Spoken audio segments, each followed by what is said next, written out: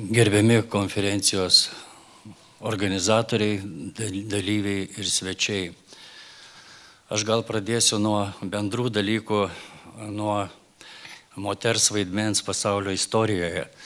Man atrodo, kad moterų vaidmuo yra nepelnytai užmirštas ir neįvertintas. Ir tai, kokią sritį mes bepaimtum, mes matome tą pačią problemą, būtent moters vaidmens istorijoje nepakankamą įvertinimą ir užmiršimą. Aš norėčiau prisiminti Švento Bernardo žodžius.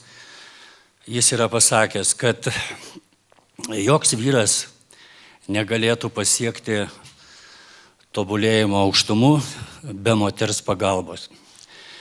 Taigi, ką be paimtum, vyrai tikrai nebūtų atlikę didelių ir mažiau svarbių darbų be moters ir be moterų pagalbos. Ir jeigu paimsim, kad ir šitą sritį, partizaninę kovą, visur dominuoja vyrai, o koks buvo moters vaidmuo, mes labai mažai apie tai žinome, apie moteris partizanės, ryšininkės ir kitas, kurios padėjo vyrams kovoti, padėjo jiems išgyventi tą baises akimirkas, baisę gyvenimo ir buities tikrovę. Tai tie moters vaidmens partizaninėme judėjime, pasipriešinime tyrimai. Gerai, kad Lietuvoje prasideda, užsienį tai turbūt jau buvo prieš keliasdešimt metų šitie dalykai pradėti tyrinėti, moterų kombatančių vaidmuo. Pas mus tik tai, Ramona, jeigu neklystu, šitą temą 2 metai vystomi. Svarbu, kad jie atkreipėme dėmesį ir tai yra vienas iš mūsų vyriausybės kanceliarijos prioritetų šitam projektui. Moterys Lietuvos partizaninėme kare skiriama tikrai dėmesys ir finansavimas. Ir aišku, džiugu, kad šita tema yra tarp prioritetų ir Lietuvoje dar tik tai pradedama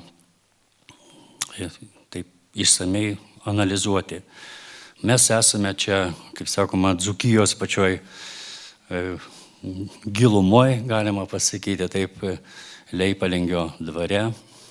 Čia šitose apylinkėse irgi buvo labai stiprus partizaninis judėjimas ir Dainavos apygardos, ir Šarūno rinktinė, ir kiti partizanų junginiai aktyviai čia veikė. Galų gale prisimename Juozą Vitkų Kazimieraitį, kurį pernai spalio mėnesio pabaigoje suradome Leipalingio prie buvusio Strybyno, reiškia, patvory.